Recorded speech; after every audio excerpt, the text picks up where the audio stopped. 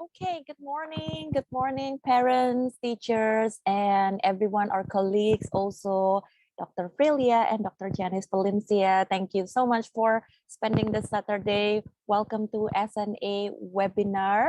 And today we are going to have a very interesting topics where in the pandemic,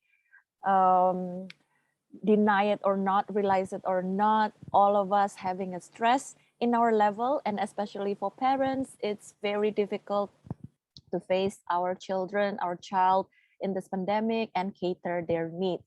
So that's why SNA coming to all of us to give the webinar about the parents, teachers, burnout, and how the parenting style occurs and also reflecting during this pandemic. And together with us, we already have our beloved psychiatrist, Dr. Frilia, and we also have our Dr. Janice Valencia for today. Selamat pagi dan selamat datang di webinar SNA bekerja sama dengan Departemen Kesehatan Kedokteran ya. Saya takut salah ngomong nih ya, karena webinar kita sudah dimulai dari seri-seri sebelumnya, dan kami berterima kasih sekali dengan partner kami Universitas Brawijaya, Fakultas Kedokteran, terutama kepada Dr. Frilia yang sudah membuka jalan nih untuk bekerja sama kita dan antara SNA dan juga dengan Universitas Brawijaya Malang. Hari ini di tengah pandemi, pastinya orang tua dan juga guru mengalami apa yang tidak pernah kita alami sebelumnya, yaitu stres tentang menghadapi pandemi di era 2021. Dan bukan hanya itu saja, apalagi pada saat kita mendampingi anak kita untuk sekolah secara daring dan juga untuk bersosialisasi dengan teman-temannya, dan juga kurangnya kesempatan untuk berinteraksi dengan orang lain di luar rumah, maka biasanya akan timbul kelelahan secara mental atau biasa disebut burnout, dan juga bisa menimbulkan mereka stres. Nah, orang tuanya juga stres nih, harus bagaimana nih pola asuhnya ya. Jadi hari ini SNE bekerja sama dengan Universitas Brawijaya Malang mengadakan webinar ini. Nah, bersama-sama dengan saya sudah ada psikiatris kita Dr. Frilia dan juga Dr. Janice Valencia. Nah, sebelum itu ada informasi penting dari SNE yang ingin saya sampaikan kepada seluruh parents di sini, bahwa mengingatkan kembali nih program kita SNE BB program BB Module Program masih dibuka. Nah, Building Block Module Program ini apa sih, Miss Imelda? Ini adalah an after class course of 21st century skill, di mana nanti semua anak-anak kita setelah sekolah nih mungkin lagi bingung harus ngapain, tetapi tidak perlu bingung karena kami punya program banyak sekali lebih dari kursusan. Nah, jadi ini bukan hanya sekedar kursus online, dan ini terbuka untuk semua siswa atau semua anak, baik anak itu tergabung di SNE ataupun tidak. Nah, bagaimana caranya dan apa saja building block modul program ini?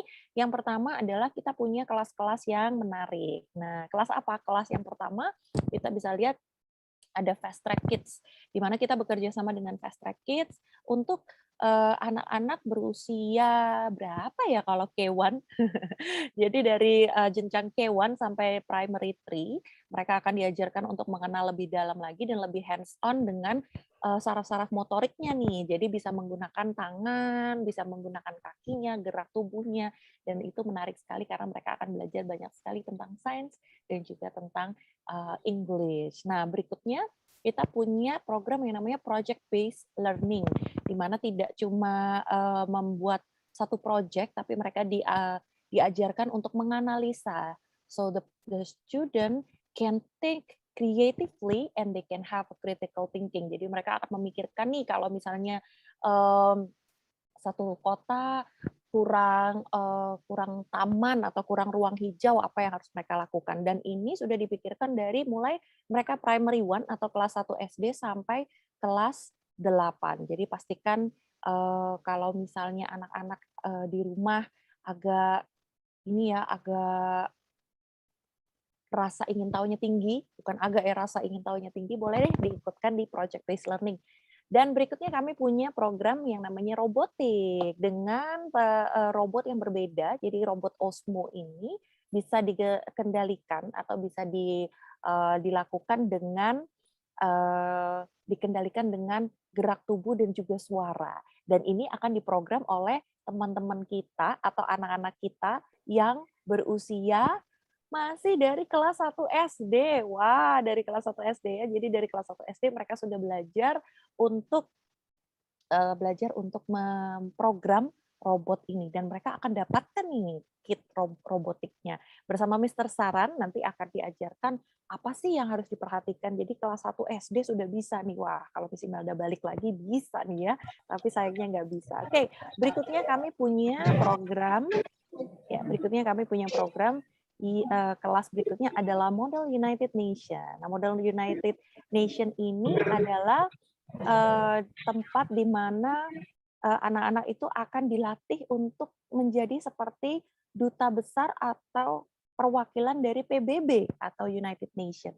Sehingga dari kecil mereka sudah memikirkan tentang solusi-solusi permasalahan sosial, dan mereka sudah belajar untuk mengemukakan pendapat mereka dengan bahasa Inggris dan juga mengemukakan kritik mereka. Wah, kalau biasanya orang sulit untuk memberikan pendapat dan juga mungkin sulit untuk menerima kritik, dari kecil mereka sudah diajarkan untuk bisa menjadi pribadi yang open minded. Dari kelas 3 sampai kelas 12 dan bersama Miss Noni yang sudah sampai ke New York sana untuk melakukan model United Nation. Pastikan anak Bapak Ibu bisa mengikuti nih untuk model United Nation. Berikutnya kita juga punya Golf Beginner and Intermediate. Wah, kalau di sosial media lagi laku banget, lagi banyak banget nih yang belajar golf. Maka di SNE kami punya mini range, jadi ada di tempat kami, di sekolah kami, di PP Legi, ada mini range, dan kemudian saat mereka setelah selesai belajar di mini range di SNE, mereka akan dibawa di Bukit Darmo Golf, dan mereka akan benar-benar merasakan range yang sesungguhnya bersama pelatih golf kita yang juga merupakan juara nasional. Jadi tidak main-main, kami benar-benar serius membangun PB Module Program. Berikutnya, kami punya kelas fotografi masterclass bersama Mr. Andrew Suryono yang merupakan kontributor dan juga fotografer dari National Geographic USA. Karena sudah mengadakan juga pameran foto di New York, maka Mr. Andrew Suryono ini bukan hanya mengajarkan cara atau teknik-teknik foto, tapi mengajarkan bagaimana apa sih fotografi itu, apa sih cerita di balik foto, dan bagaimana sih membuat foto itu lebih hidup, menjadikan passion, dan bahkan nih bisa dijadikan mata pencarian ya. Jadi muridnya mulai dari kecil udah bisa nih fotonya bisa menjadi kontributor dari majalah-majalah internasional karena teknik foto yang dilakukan. Pastikan Bapak, Ibu, Saudara semua yang punya saudara yang mau anak-anaknya bisa ikut dari kelas 4 SD sampai kelas 12, ikut di kelas fotografi masterclass bersama Mr. Andrew Suryono. Berikutnya kami masih punya juga Chinese as First Language, beda dengan kursusan atau les-lesan Chinese, Mr. Lee dan Miss Lin Laushe, mereka semua sudah mempersiapkan beda banget cara pendekatannya, baik dari makanan, baik dari cultural, mereka semua sudah memikirkan bagaimana supaya Chinese language ini menjadi gaya hidup dan menjadi sesuatu yang tidak lagi ditakuti oleh siswa. Wah, susah ya belajar bahasa Chinese? Enggak, bisa kok. Dan mereka akan mengajarkan dengan cara yang benar-benar fun, sehingga anak-anak akan tahu bahwa mempunyai kemampuan berbahasa lain itu sangat menguntungkan. Berikutnya kami punya kelas apa ya? Berikutnya kami punya kelas apa? Berikutnya kami punya webinar pastinya ya. Kami punya webinar bersama Dr. Frilia pada pagi hari ini. Silakan Dr. Frilia. Sesi pertama akan bersama Dr. Frilia atau dengan Dr. Jenis ya?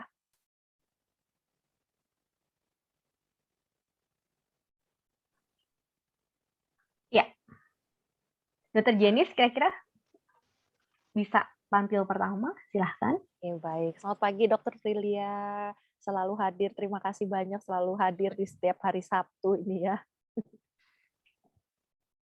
Baik, silakan Dr. Jenis bisa memulai dan tim akan men-spotlight Dr. Jenis Valencia. Oke, baik. Pertama-tama saya mengucapkan terima kasih kepada pihak SNA yang telah memberikan kesempatan dan kerjasama kepada kami, dan juga kepada Dr. Frilia untuk memberikan kesempatan saya untuk menyampaikan materi terkait parenting style. Oke, jadi keluarga itu kan pasti hal pertama yang terbentuk dari parenting ya, dari gaya pengasuhan emang awalnya adalah dari lingkungan keluarganya. Nah, lingkungan keluarga sendiri merupakan lingkungan pertama yang dikenal pada saat anak ini lahir. Jadi anak mengenal yang pertama adalah lingkungan keluarga. Lingkungan keluarga sendiri merupakan tempat anak untuk mempelajari dunia pertamanya, dunia awal yang dia kenal. Nah, dari lingkungan keluarga yang tepat, dia akan menyebabkan kondisi fisik, mental, dan cara komunikasi yang akhirnya berdampak di kehidupan berikutnya, di lingkungan berikutnya saat anak ini berkembang. Nah, seperti apa kondisi lingkungan yang tepat dan gaya pengasuhan yang tepat, komunikasi yang tepat akan saya bahas di sini. Jadi parenting style sendiri merupakan ini 4 parenting style yang dibawakan oleh Diana Baumrind. Dia menjelaskan ada jenis yang pertama autoritatif. Jadi orang tua dengan autoritatif dia penerimaannya cukup tinggi, tapi juga diimbangin dengan penuntutannya juga tinggi. Jadi dia tetap memberikan batasan-batasan ke anak. Di sisi lain dia juga memberikan kesempatan anak untuk berpendapat, untuk berkomunikasi, untuk menegosiasi peraturan yang ada. Nah, sedangkan untuk yang authoritarian, dia tidak memberikan kesempatan untuk anak-anak untuk berpendapat, untuk mengkomunikasikan apa yang diinginkan, tapi dia memberikan tuntutan yang cukup tinggi ke anak. Jadi dia memenuhi jadwal anak-anak dengan tuntutan yang menurut orang tua ini adalah yang terbaik untuk anaknya, tanpa mempertimbangkan adanya kasih sayang yang disampaikan, adanya komunikasi yang perlu dijalin antara anak dan orang tua. Jadi orang tua di sini yang lebih dominan. Sedangkan untuk yang ketiga adalah permisif, dia itu lebih bersifat sebagai orang tua yang sebagai sahabat dari anaknya. Jadi dia lebih tidak mau memberikan peraturan-peraturan yang ada. Peran orang tua juga tidak terlihat di jenis kayak pengasuhan yang permisif ini. Jadi dia penerimaannya cukup tinggi tanpa ada tuntutan apapun. Jadi anak menjadi dominan dalam parenting style tersebut. Sedangkan untuk yang uninvolved sendiri, dia penerimaannya rendah dan tuntutannya rendah. Dia lebih ke arah yang jenis orang tua yang mungkin lebih ke neglecting ke anaknya.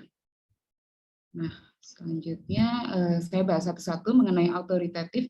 Jadi orang tua yang mempunyai parenting style yang autoritatif, dia itu terbuka. Jadi setiap peraturan yang dia bikin, dia melibatkan anaknya. Jadi misalnya dia men-set untuk bedtime-nya. Bedtime-nya dia mungkin awalnya mau men-set jam 9 anak udah harus mulai tidur. Tetapi dia memberikan peluang anaknya. Dia menanyakan pendapat anaknya dengan jam bedtime yang jam 9 tersebut, apakah anak merasa sudah cukup waktunya untuk tidur atau cukup masih perlu ada aktivitas yang ingin dilakukan sebelum dia tidur.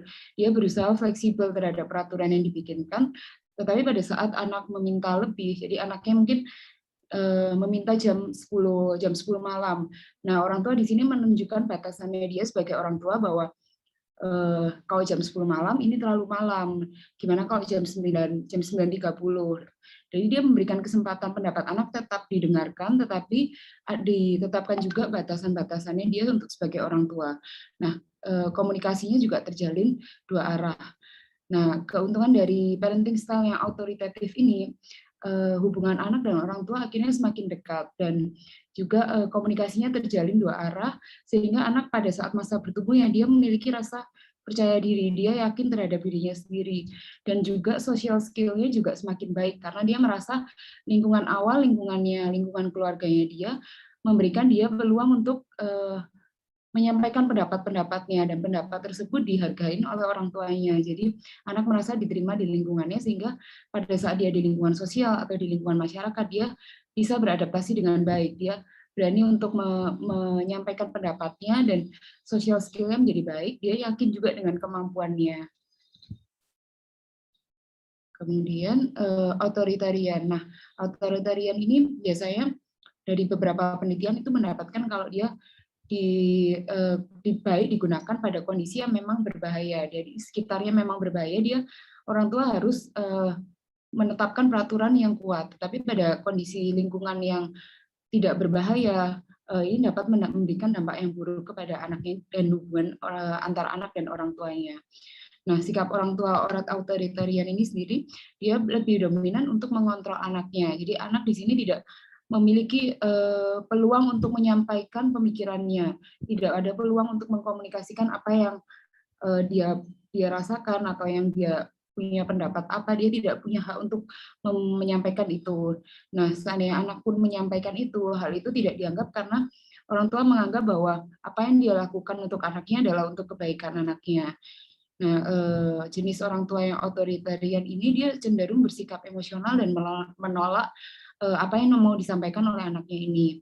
Dia mengutamakan kepatuhan. Biasanya terlihat dari peraturan-peraturan yang dibuat oleh parenting style yang authoritarian tidak bisa dinegosiasi sama sekali oleh anaknya. Nah, kemudian yang permisif ini lebih ke dominan ke anaknya. Jadi orang tua yang mengikuti keinginan dari anaknya. Dia tidak memberikan hukuman apapun dan menerima apa yang dilakukan anaknya tanpa memberikan intervensi. Jadi pada saat di lingkungan anak di rumahnya tidak ada peraturan-peraturan yang ditetapkan oleh orang tua jenis kayak pengasuhannya permisif ini. Kemudian orang tua ini seandainya dia memberikan peraturan pun tidak dengan konsisten. Jadi seandainya dia men-set kalau pulang sekolah harus langsung mandi, kemudian istirahat sebentar, kemudian dilanjutkan belajar. Nah, jenis orang tua yang permisif ini dia mungkin akan melakukan rutinitas seperti itu di awal peraturan itu dibikin. Jadi mungkin hanya berlaku sekitar 1 minggu, 2 minggu, paling lama sebulan. Nah, kemudian peraturan-peraturan itu tidak menjadi konsisten lagi. Jadi akhirnya anak mempunyai pencapaian yang rendah karena dia tidak terbiasa dengan lingkungan yang disiplin. Jadi keyakinan anak sendiri terhadap dirinya juga tidak tinggi karena dia selama ini dia bebas melakukan apapun. Kemudian kontrol dirinya rendah karena dia memiliki kuasa di dalam rumahnya, kuasa di orang tuanya. Kemudian anak jadi tidak percaya diri karena dia selama ini tidak pernah menyampaikan pendapatnya, tidak pernah berkomunikasi dengan baik oleh orang tuanya, hanya orang tuanya menjadi sahabatnya di keluarganya itu. Kemudian untuk jenis parenting style yang uninvolved. Jadi uninvolved ini lebih ke parenting style. Jadi orang tua dan anak dia berjalan sendiri-sendiri.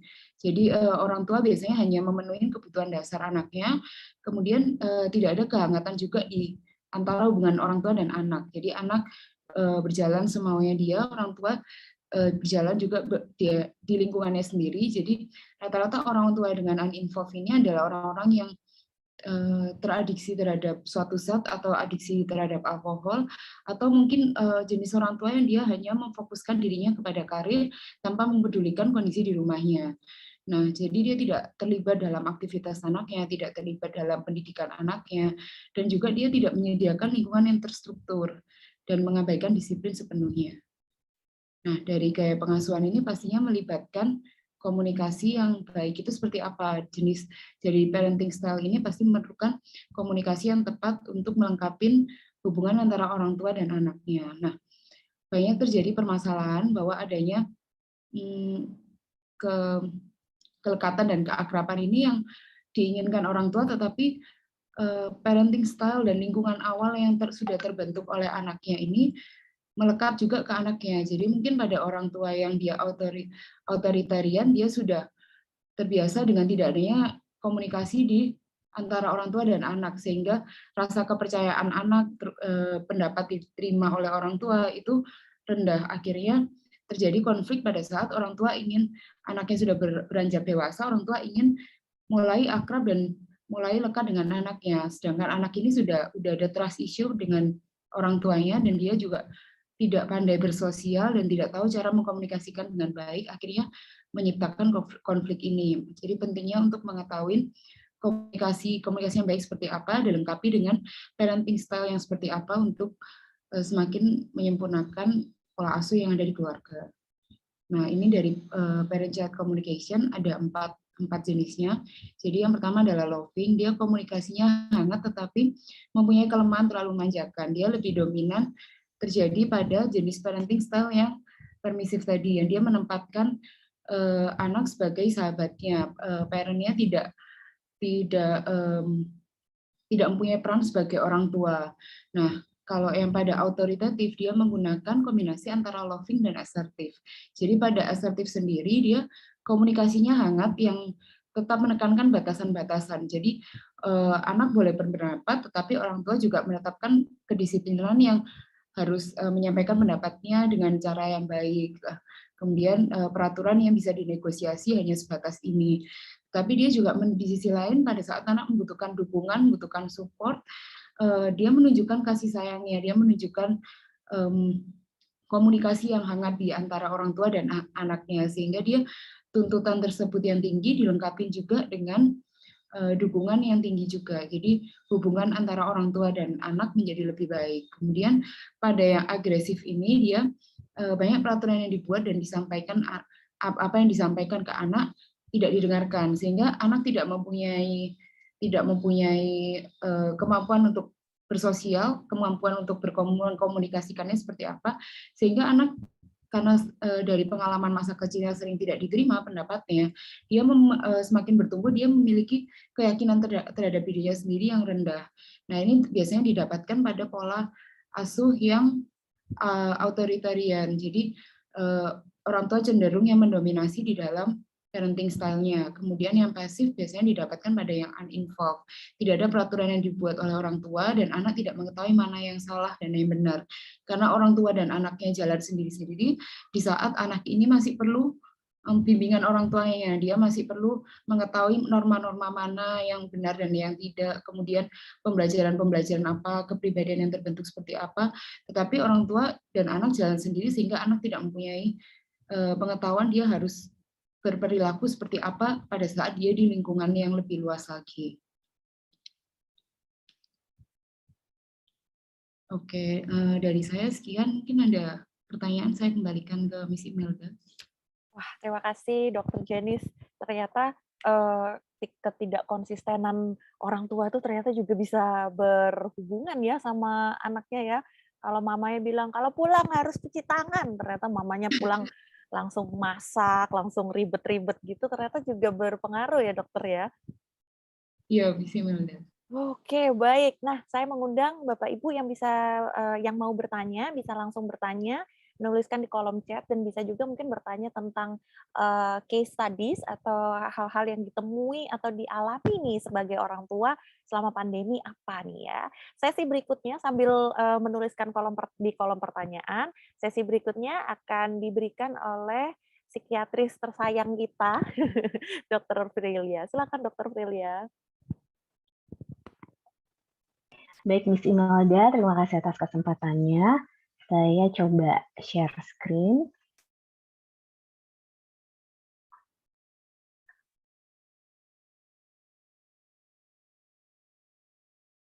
Apakah sudah bisa terlihat ya? Ya, dokter, sudah bisa terlihat. Yes, baik. Ya, senang sekali hari ini kita bisa berkumpul bersama. Saya pada saat ini akan mempresentasikan terkait burnout pada teacher.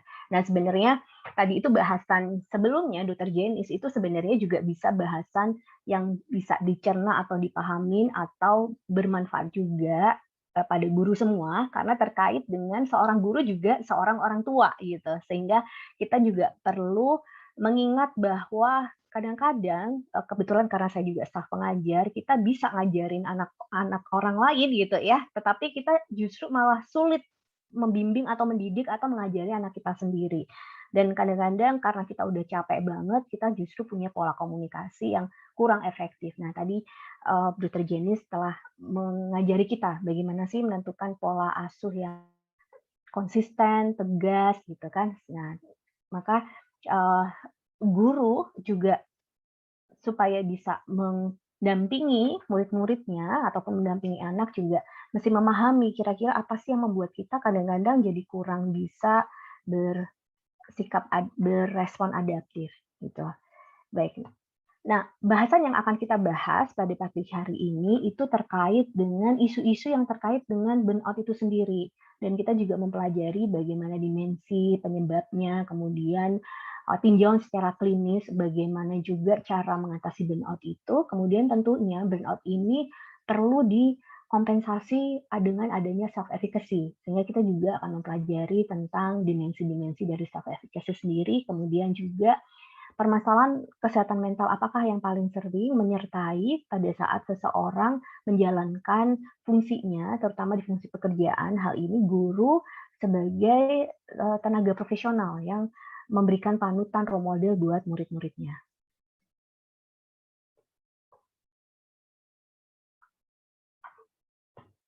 Nah, yang pertama adalah terkait dengan isu-isu apa yang biasanya muncul pada saat pelaksanaan fungsi pekerjaan kita. Yang pertama terkait dengan ketidakmampuan sistem dari sistem support itu sendiri. Kemudian pencapaian ya, achievement yang rendah dan kurangnya ego strength. Sehingga kadang-kadang itu membuat seseorang itu kurang bisa melakukan fungsinya. Nah, pembulian ini sebenarnya banyak hal ya. Pembulian itu bisa terkait dengan pembulian terhadap performa itu sendiri, kemudian respon-respon yang tidak adekuat. Nah, itu bisa datang dari teman kerja, ataupun kita sebagai provider itu, karena kita sebagai penyelenggara, tentu kan provider ini ada yang namanya konsumen ya. Konsumen di sini yaitu murid dan juga orang tua. Sehingga kadang-kadang pembulian bukan berarti dalam bentuk hal yang selalu komplain gitu ya, tetapi kadang-kadang karena kurangnya komunikasi ini tidak terelakkan gitu, sehingga kadang-kadang orang guru juga mendapatkan pendekatan-pendekatan yang harus ekstra terhadap murid maupun orang-orang tua dengan karakteristik tertentu. Nah, hal ini yang dimaksud dengan perundungan yang berpengaruh terhadap self esteem dan juga penurunan performa. Dari banyak hal tersebut tentu akan terkait juga pada kesulitan beradaptasi, sehingga burnout ini menjadi tidak terelakkan.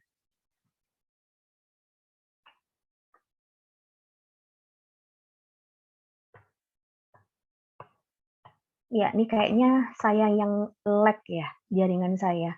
Sepertinya tidak mau, apakah bisa berpindah ya presentasi saya? Ini sampai di issues that arise while undergoing education. Iya, benar. Saya sebenarnya udah Pindah lagi ya, dokter. Iya, dokter. kayaknya lag ya. Mungkin Dokter Jenis bisa bantu saya, Dokter Jenis. Ya baik dok, saya coba share screen ya dok.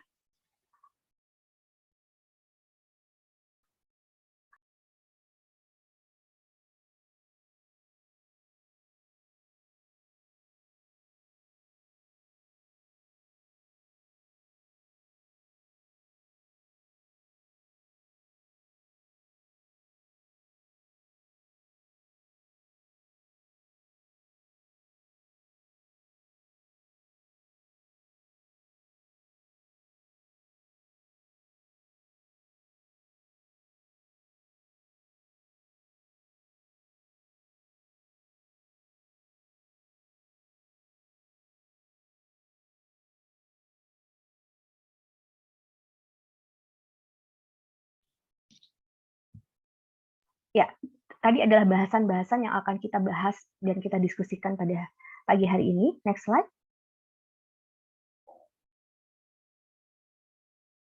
Terkait dengan definisi burnout itu sendiri, sebenarnya kalau kita bicara tentang burnout itu terkait dengan situasi individu di mana individu itu tiba-tiba berhenti untuk melakukan performa. Jadi terkait dengan pekerjaan, jadi tiba-tiba mandek aja, nggak mau kerja gitu, karena ada ketidakmampuan untuk menghadapi sebanyak tuntutan gitu ya, karena kita menghadapi seorang guru dengan tuntutan kurikulum, tuntutan dari orang tua yang kadang-kadang burnout juga buat para orang tua, sehingga menambah banyak sekali keluhan-keluhan, sehingga kadang-kadang selain itu karena kita nggak bisa mendampingi anak didik kita secara langsung karena daring ini, kadang-kadang performa akademik mereka juga tidak mencapai standar yang harus dicapai gitu kan, sehingga kadang-kadang itu membuat rasa menyerah gitu yang kadang bisa muncul pada guru. Next slide.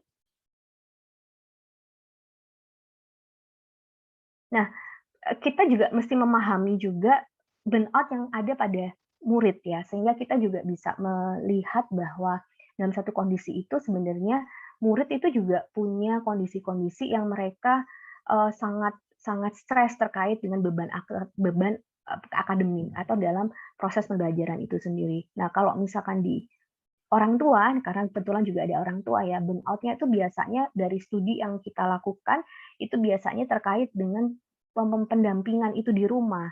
Katakanlah gini, kalau misalkan ibu atau bapak itu bekerja, kalau dulu relatif kan anaknya memang sesuai jam kerja akan sekolah, jadi begitu kembali itu bisa didampingi. Nah, dalam kondisi yang sekarang praktis anak itu belajar di rumah, orang tua tuh jadi punya fungsi menjadi dua, menjadi guru dan juga menjadi orang tua itu sendiri. Padahal mereka harus berkonsentrasi dengan pekerjaannya, tetapi masih harus berkonsentrasi untuk mendampingi anak. Nah, itu tentunya nggak mudah. Kalau orang tuanya sama-sama bekerja di rumah, mungkin itu relatif masih enak bisa ngawasin. Nah, tapi gimana kalau misalkan orang tuanya itu harus kerja yang memang shift-shiftan gitu ya, terus kemudian absen itu menjadi suatu kondisi yang memang harus terisi penuh, otomatis kan mereka apalagi tidak punya privilege untuk bekerja di rumah, tentu ini menjadi masalah gitu.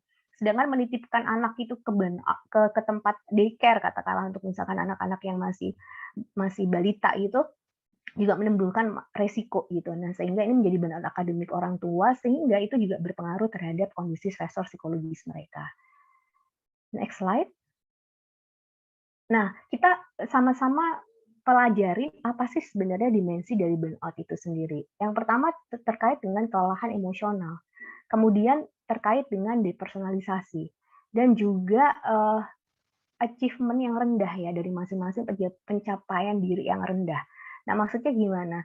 Karena sangat intimidating banget, sangat demanding gitu ya. Seseorang kan akhirnya berada dalam paparan stresor yang nggak bisa terelakkan dan orang itu kan punya kapasitas, sehingga kapasitas ini yang mereka nggak mampu gitu. Maka nggak terelakkan lagi mereka merasa kewalahan.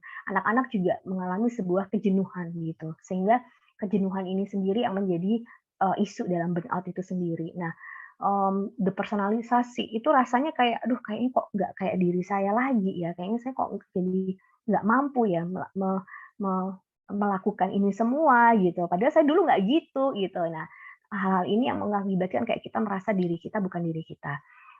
Terus kemudian pencapaian diri yang rendah itu tadi, akhirnya, mau nggak mau kayak kayak stagnan, kok semuanya kayaknya stuck gitu, nggak maju, kita nggak kemana-mana gitu. Sehingga kayaknya kita merasa gagal. Next slide. Nah, penyebab-penyebab burnout pada guru ini terkait dengan beban tugas yang banyak ya tentunya, overload sehingga rasanya kalau waktu zaman belum pandemi kita luring, kita nggak seberat itu. Tapi kalau waktu daring itu kayak semua waktu tersita gitu, bisa kapan pun tuh kita rapat gitu, di jam-jam yang sebenarnya bukan jam-jam efektif atau jam operasional orang bekerja. Nah, beban untuk guru sendiri itu terkait, sama seperti dosen ya sebagai staf pengajar ataupun orang-orang yang memberikan sosok, sebagai seorang panutan. Tentunya kan seorang panutan itu kan nggak boleh salah gitu, harus oke, harus baik gitu. Sehingga, untuk menampilkan sosok yang sangat sempurna gitu kan, mau nggak mau orang itu punya image yang ideal bahwa seorang role model itu ya seorang panutan yang harus sempurna, nggak boleh salah. Nah, di mata guru, di mata orang tua, dan juga di mata masyarakat. Nah, ini yang menjadi beban tersendiri, pressure tersendiri. Sehingga apapun itu kan guru juga manusia, gitu.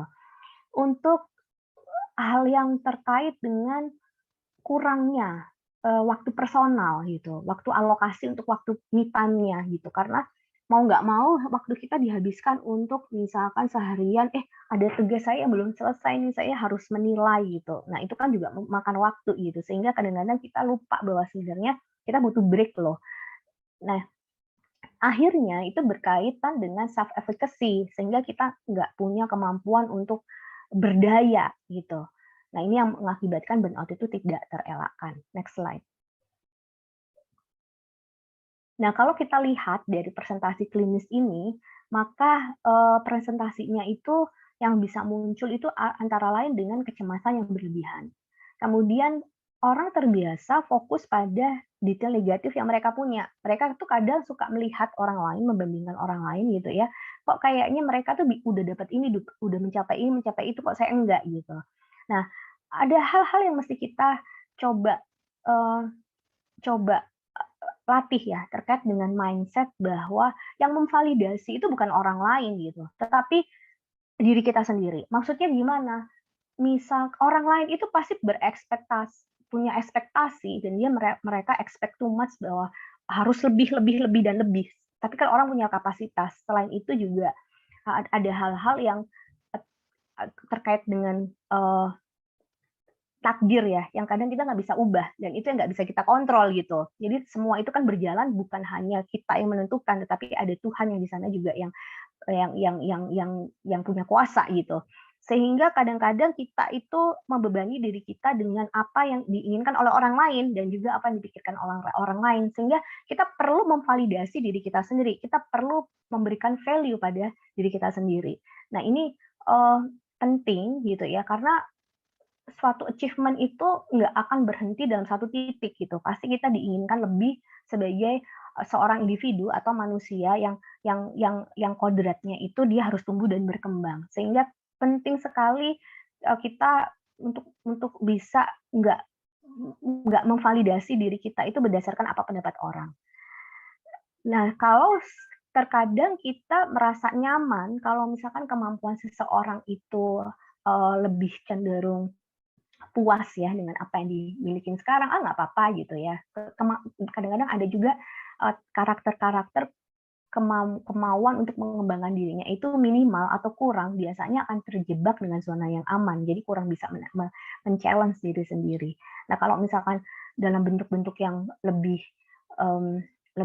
berat lagi, itu berpengaruh sekali terhadap self esteem itu ya. Jadi self esteem itu rasanya jadi kayak, aduh kok rasanya itu kok aku bukan siapa-siapa, nggak berguna gitu.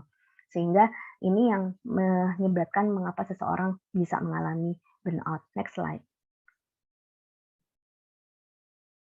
Nah, bagaimana caranya kita dealing dengan burnout itu? Tentunya terkait dengan self efficacy yang kurang itu tadi, bagaimana kita meningkatkan self efficacy kita.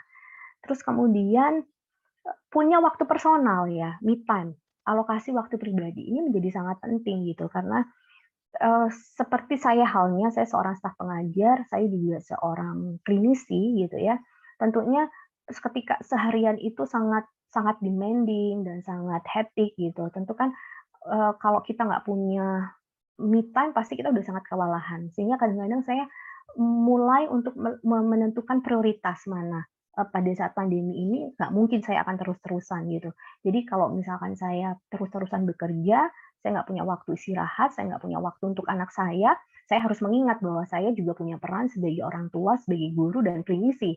Artinya saya juga punya peran-peran yang dibutuhkan oleh orang lain gitu ya, wali murid gitu ya. Kemudian tapi anak saya sendiri juga butuh saya gitu dan pasien-pasien butuh saya gitu. Tetapi pada saat ini prioritas utama adalah kesehatan kita sendiri gitu. Jadi kalau misalkan kita sudah merasa kewalahan, kita harus memperhatikan kesehatan fisik. Nggak hanya fisik, tetapi secara mental. Karena kalau misalkan secara mental kita tidak adekuat, maka ketika kita dampingin anak kita, pasti kita kan cenderung reaktif gitu. Sehingga tadi pola asuh dan pola komunikasinya itu menjadi tidak efektif seperti yang tadi dijelaskan oleh Dr. Jenis. Kemudian terkait dengan bagaimana kita memperkuat self image kita. Jadi kalau misalkan kita tahu siapa diri kita, maka kita akan lebih percaya diri dan yakin gitu mau melakukan apa. Nah, ini menjadi sangat penting gitu. Apakah sebuah karena kita itu termasuk tipe-tipe orang yang selalu terbiasa gitu ya, kita dididik itu untuk melihat hasil, tapi jarang kita tuh melihat suatu proses, padahal sebenarnya proses itu sendiri kan merupakan bagian bagaimana kesuksesan itu akan kita dapat gitu. Tetapi kita cenderung diajarkan bahwa melihat sukses itu harus sebuah keberhasilan gitu. Saya kasih contoh bahwa ketika kita mengalami kegagalan, kita mengubah mindset kita bahwa oke, ini juga pengalaman buat saya, pengalaman untuk sukses menoleransi rasa frustasi. Jadi kita sendiri yang harus melebarkan atau memperluas mindset kita terkait sukses itu sendiri. Kalau misalkan sukses hanya melihat dari result, melihat dari bentuk income dan output juga terkait dengan materi yang bisa dihitung gitu ya, atau materi yang bisa dilihat oleh orang lain, tetapi kita sendiri nggak bisa lihat itu, tentunya itu membuat kita depresi gitu. Kita menjadi kayak nggak mampu, kita menjadi kayak nggak berguna gitu kan. Dan ketika kita fokus pada hal-hal yang negatif itu tadi, maka perlu sekali kita juga melihat, oh iya ternyata sebenarnya banyak juga hal yang sudah saya lakukan gitu loh. Tapi nggak tahu kenapa kok saya fokus dengan apa yang kita nggak punya gitu. Padahal kita lupa bahwa orang lain yang mempunyai apa yang kita nggak punya, belum tentu orang lain itu juga punya apa yang kita punya gitu. Sehingga penting sekali untuk membiasakan fokus pada hal-hal positif yang kita punya. Sehingga paling penting juga supaya kita bisa mengenal potensi yang ada pada diri kita gitu. Next slide. Nah, terkait dengan self efficacy ini yang penting sekali ya, bagaimana seseorang itu punya rasa percaya diri dan juga punya kemampuan untuk bisa menangani situasi yang nggak membuat mereka nyaman gitu, sehingga mereka jadi mampu untuk melewati prosesnya itu tadi, bagaimana strugglingnya gitu ya, sehingga ya tadi sukses kalau misalkan dapat juara, sukses dapat reward, sukses dapat pujian, itu adalah bonus gitu sebenarnya. Tetapi sukses melewati prosesnya, meskipun prosesnya itu upside down dan prosesnya itu nggak selalu menghasilkan sesuatu yang wow gitu ya, tetapi ketika seseorang bisa melewati kegagalan, tantangan, itu juga sebuah sukses gitu. Melewati proses itu sendiri gitu. Sehingga perlu kita harus meningkatkan self efficacy kita supaya kita juga bisa mengatasi burnout itu tadi. Next slide. Nah, maka dari itu, self efficacy ini sendiri tentu berperan bagaimana seseorang bisa menghasilkan sebuah performa yang produktif sehingga bisa menguasai situasi dan bisa memengaruhi hidup gitu. Orang tentu kalau misalkan bisa menguasai situasi, mereka lebih bisa percaya diri, mereka lebih bisa dealing gitu terhadap tantangan hidup. Karena manusia nggak akan pernah lepas dari tantangan hidup. Next slide. Dimensinya apa aja terkait dengan level, generality, dan juga strength, kekuatan itu. Next slide. Maka kalau kita bicara tentang dimensi dari levelnya itu sendiri, maka terkait dengan derajat gitu, kesulitan masing-masing tugas yang mesti diselesaikan gitu. Nah, terkait juga bagaimana penerimaan dan juga kepercayaan diri ketika menghadapi tugas yang beda gitu. Tentu semua orang itu punya kemampuan masing-masing gitu, dan satu sama orang lainnya itu nggak bisa disamakan gitu. Tentu ada weakness dan juga ada strength. Kemudian persepsi masing-masing individu itu juga akan berbeda bagaimana mereka melihat tugas-tugas kesulitan. Mungkin buat orang satu itu nggak sulit, tapi buat mereka dulu sulit banget gitu. Jadi makanya itu kan sangat berbeda. Dan juga keyakinan itu berdasarkan pemahaman dari tugas yang mereka dapat gitu. Kemudian persepsi dari kesulitan itu juga dipengaruhi kompetensi seseorang itu sendiri gitu. Kita kebayang kalau misalkan kita nggak mampu melakukan itu karena kita nggak kompeten, ya pasti kita akan merasa self conscious gitu. Aduh, iya nggak sih, iya nggak gitu kan. Nah, maka dari itu dimensi dari masalah tingkatan ini gitu ya, terkait dengan tugas-tugas yang derajat itu tadi, itu mesti memang mesti kita pahami benar-benar. Next slide. Nah, kalau secara generality tentunya bagaimana seseorang itu bisa percaya diri ya terhadap kemampuan mereka ketika mereka menghadapi tugas-tugas yang mesti diselesaikan dalam berbagai macam situasi gitu, dan tentunya seseorang itu beda-beda gitu. Dan mulailah dengan sesuatu hal yang memang kita mampu bisa kita lakukan gitu ya. Terus kemudian atau kita juga bisa memulai dengan apa yang bisa kita lakukan. Nah, tentu kita akan merasa bertanya-tanya gitu. Apakah saya mampu melakukan itu? Ya, kalau kita tidak melakukan atau mencoba atau kita nggak punya inisiasi, kita nggak pernah tahu bahwa kita mampu atau tidak melakukan itu. Itu pertama. Nah, kalaupun ternyata pada akhirnya ternyata kita nggak sukses, ya itu tadi melalui prosesnya ini sendiri merupakan sebuah proses untuk pengembangan kita yang berkembang terus-menerus sebagai seorang individu. Next slide. Kekuatan ini sendiri terkait dengan keyakinan seseorang bahwa ketika mereka menghadapi suatu permasalahan, mereka mampu dan berdaya, mereka punya resiliensi yang baik, mereka punya tenacity yang dalam arti kata keuletan, kegigihan, merasa determined terhadap kemampuan seseorang individu untuk menyelesaikan tugas-tugas tersebut. Sehingga kalau seseorang itu punya self efficacy yang rendah, maka mereka juga kesulitan untuk melakukan atau menyelesaikan tugas-tugas yang mereka miliki. Tapi kalau mereka punya self efficacy yang tinggi, yang kuat, maka mereka juga bisa survive gitu untuk bisa melakukan tugas-tugas dan menghadapi tantangan hidup. Next slide. Ini adalah jenis-jenis masalah kesehatan mental yang paling sering muncul. Nah, sebenarnya yang tadi sebenarnya saya tampilkan sudah saya kasih tanda gitu ya. Tapi karena ini berganti di Dr. Jenis, sehingga tanda itu saya tandain adalah terkait dengan anxiety disorder dan panic attack. Nah, ini sebenarnya dua kondisi ini itu masalah yang paling sering kita hadapin. Tapi pertanyaannya apakah normal nggak sih dok sebenarnya gitu ya? Kalau misalkan pasien datang ke psikiater gitu atau ke psikolog gitu, pertanyaannya adalah saya cemas gitu. Ya cemas sendiri itu ada yang cemas yang sifatnya fungsional, ada juga yang sifatnya patologis. Siapa sih yang nggak merasa cemas menghadapi ketidakpastian pandemi ini? Semua pasti akan merasa cemas.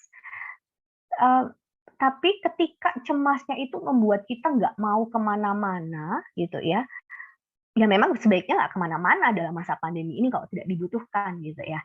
Tetapi sangat takut, sangat curiga sama orang gitu. Terus mencuci tangan berulang kali, pakai masker sampai double-double gitu ya, pakai face shield sampai double-double gitu. Kemudian menjadi sangat sensitif gitu, jadi sangat ketakutan gitu, sampai-sampai chat di WA aja nggak bisa menyaring mana yang benar, mana yang enggak, mana yang faktual, mana yang hoax gitu. Sehingga sampai terpengaruh, takut, curiga sama orang, lebih sensitif, lebih agresif, nggak mau tidur, susah tidur gitu ya maksudnya. Nah ini yang tentunya kita bilang cemas yang sifatnya patologis gitu. Cemas yang mengganggu fungsi sehari-hari, mengganggu fungsi sosial, mengganggu fungsi pekerjaan gitu kan. Nah kemudian eh, terkait juga ketika udah dalam paparan stresor yang berat, tambah berat, kadang-kadang gangguan panik ini juga nggak terelakkan gitu. Nah, dalam kondisi ini tentu masalahnya nggak cuma di gangguan cemas atau gangguan panik, tetapi juga bisa sampai jatuh dalam kondisi depresi, gangguan mood, gangguan makan, kita jadi paranoid gitu ya. Terus kemudian ada gangguan tidur dan paling sering personality kita, kepribadian kita yang rigid ini memperberat gitu masalah kondisi mental itu sendiri gitu. Sehingga ini yang perlu nanti literasi ya, karena nggak semua orang paham tentang kesehatan mental dan nggak semua orang concern dengan kesehatan mental gitu ya, maka ini jadi cenderung abai. Nah, maka dalam program pengabdian masyarakat ini, dalam program lintas departemen ini memang kami nanti akan menampilkan gitu ya, menggandeng para dokter keluarga yaitu Prof. Sri Andarini dan Dr. Nureta untuk memberikan literasi tentang kesehatan mental. Nggak usah takut datang ke psikiater, tapi kalaupun takut datang ke psikiater, ada dokter keluarga gitu. Ada dokter-dokter yang bekerja di lini pertama gitu ya sebagai dokter umum gitu ya yang bisa membantu Bapak Ibu semua dan juga putra-putri Bapak Ibu semua gitu jika mengalami masalah kesehatan mental ini gitu. Nah, nanti Dokter Nureta, dokter keluarga akan berbicara di sesi yang selanjutnya gitu. Terkait tentang peran dokter keluarga di layanan kesehatan mental, sehingga yang diharapkan Bapak dan Ibu semua itu punya literasi kesehatan mental yang baik, sehingga meningkatkan kemauan atau intensi untuk mencari pertolongan. Sehingga ketika bisa mampu melakukan identifikasi awal terhadap diri kita sendiri dan juga anak didik kita, maka kita memberikan intervensi yang lebih awal. Ketika kita bisa memberikan intervensi lebih awal, maka kita akan memperbaiki prognosisnya itu akan lebih baik jika kita dibandingkan kita terlambat membawa anak itu. Ya, next slide.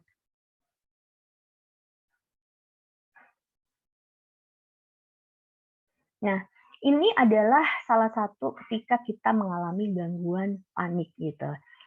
Saya mencoba untuk menyisipkan satu hal yang namanya teknik grounding yang relatif mudah digunakan, yang relatif nggak banyak mikir gitu ya.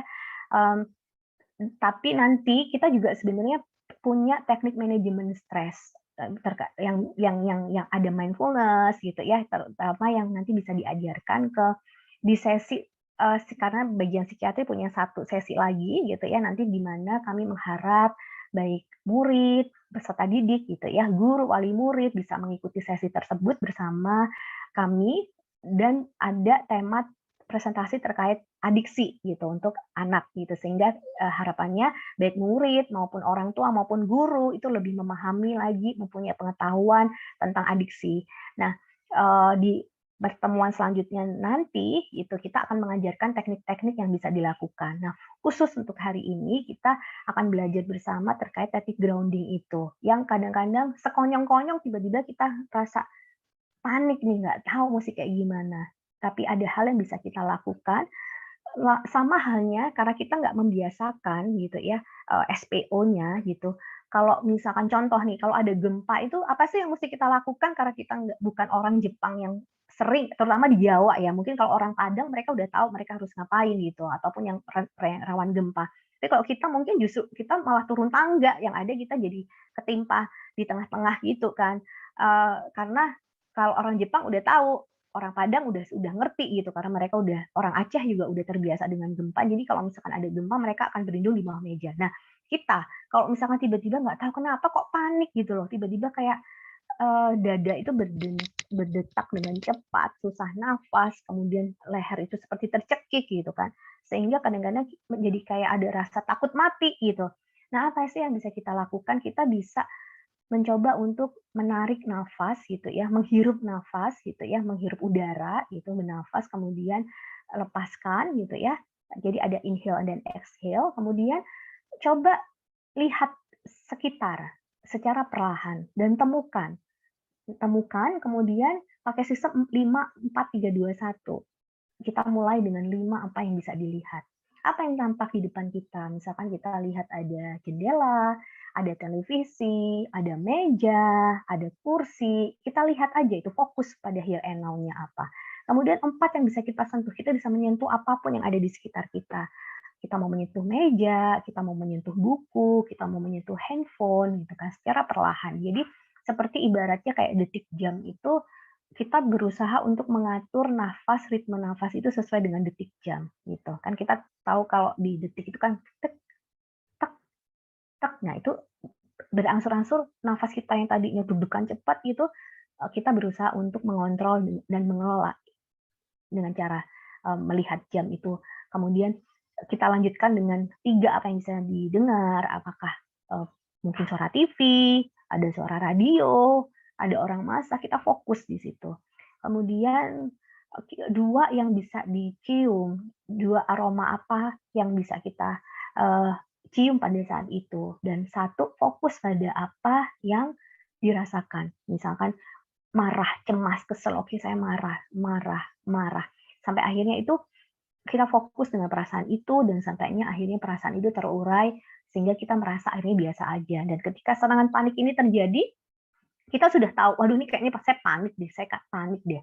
Kita mesti bilang sama diri kita sendiri, oke ini sifatnya sementara dan berlangsung-langsung perlahan dan menghilang. Dan ini cuma sekitar 15-20 menit, memang nggak enak, nggak nyaman, tapi kita berusaha untuk fokus dengan emosi kita sampai akhirnya itu terasa biasa saja. Next slide. Nah, kenapa saya menyelipkan terkait dengan perkembangan anak gitu ya, karena kita sebagai guru kita juga mesti memahami dalam state perkembangan apa ya anak-anak didik kita gitu. Next slide. Sehingga yang diharapkan kita juga bisa lebih mempunyai approach yang sesuai. Dan begitu juga karena di sini ada orang tua ya. Harapannya ketika orang tua itu lagi sudah memahami tahap perkembangan anak, sehingga tentunya orang tua juga punya pola komunikasi, pola asuh gitu ya, juga approach yang sesuai dengan anak-anak kita, sesuai dengan tahap perkembangan usianya. Sehingga Misalkan kalau yang untuk batita gitu ya, yang misalkan mereka itu udah punya kondisi-kondisi untuk mengembangkan inisiatifnya gitu. Sehingga anak-anak sekitar umur 3-6 tahun gitu ya, mungkin anak-anak TK atau preschool itu kita melihat oh mereka tuh sudah punya kemampuan untuk mengembangkan inisiatif, mau membuat sesuatu gitu ya. Nah, ini perlu kita berikan respon yang sesuai. Nah, respon yang sesuai sehingga mereka punya kemampuan percaya diri. Karena kalau mereka nggak punya kemampuan percaya diri, yang ada mereka rasanya jadi rasa bersalah gitu. Mau apa-apa jadinya takut gitu. Mau apa-apa takut kalau dimarahin gitu. Karena kita tidak memvalidasi perasaan mereka, kita tidak bisa menenangkan mereka, kita tidak bisa mengangkat harga diri mereka gitu.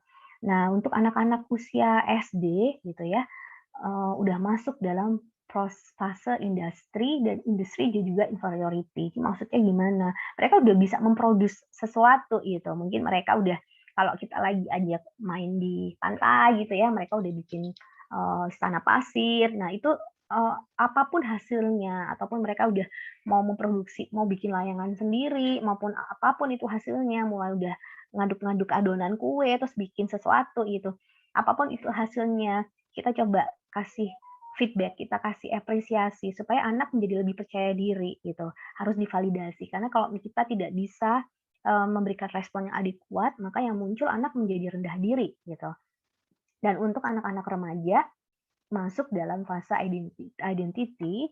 Nah, kalau mereka udah mulai tuh mencari jati diri dan di sini tuh sebenarnya terkait dengan self image yang mudah sekali mereka nggak tahu jadinya apa, mau ngapain itu mereka nggak ngerti gitu. Sehingga kalau kita tidak bisa merespon secara adekuat di masa remaja, mereka jadi bingung gitu. Nah, kebingungan ini bisa muncul dalam bentuk hal-hal yang tentunya berisiko buat remaja. Bisa terkait dengan perilaku seksual berisiko, penggunaan zat-zat adiktif gitu ya. Nah, yang tendensi adanya perilaku-perilaku antisosial. Nah, tentunya yang kita hindari adalah mereka jadi terjebak dalam tindakan-tindakan kriminal. Maka dari itu penting sekali untuk kita mengembangkan kemampuan mereka terkait dengan self esteem dan juga self efficacy sehingga mereka menjadi seorang pribadi yang lebih matang dan mereka tahu apa yang mereka mau gitu. Ya, next slide. Ya, ini tadi adalah penjabarannya. Nanti slide ini akan di-share. Jadi Bapak dan Ibu sekalian boleh memiliki materi presentasinya. Selanjutnya, next slide. Ya, ini adalah slide yang akhir dan sebenarnya tadi di slide saya sudah menambahkan email saya. Memang ada banyak yang ingin kita bahas, tapi karena waktu kita terbatas, maka Bapak dan Ibu sekalian bisa beremail di frilia.yudi.ub.ac.id. Nanti akan coba saya tuliskan dalam chat jika Bapak dan Ibu sekalian ada pertanyaan. Saya kembalikan kepada SNE, silahkan, Miss. Baik, terima kasih Dr. Frilia. Wah, ini biar share screen-nya masih di sini dulu ya, supaya teman-teman parents bisa melihat nih emailnya. Nah, baik, saya sampai bingung mau ngomong apa karena ternyata banyak sekali informasi yang baru kita dapatkan. Saya ada hal-hal yang saya ambil nih sebagai pengajar ini, menghargai apa yang kita punya untuk bisa menjalani kehidupan atau memiliki self efficacy yang baik. Wah, dokter, terima kasih. Saya terharu nih jadinya ya. Ya, email, sorry, saya interupsi sebentar. Takutnya nanti pada menyangkut alamat email saya, Dr. Jenis, F fantanya pakai kecil. Iya, frilia.yudi.ub.ac.id. Silahkan. Ya, silahkan, Miss. Ya. Baik, terima kasih. Nah, ini email boleh langsung ke Dr. Frilia, karena Dr. Frilia ini sudah mau memberi diri nih untuk membantu Bapak Ibu Saudara. Baik, saya punya banyak sekali pertanyaan di kolom chat. Terima kasih banyak untuk yang sudah bertanya. Mengingatkan kembali untuk ada pretest nih untuk tentang materi gaya pengasuhan orang tua dan juga nanti akan ada Ini juga ada pretest untuk materi burnout yang sudah bisa diklik di kolom chat. Pertanyaan pertama nih ya, pertanyaan pertama saya bisa dibantu ya. Baik, ini pertanyaan yang pertama datangnya dari Ibu Atika Amalia, mau bertanya untuk perbedaan antara parenting style yang disebutkan dengan helikopter parenting apa ya? Baik, silakan.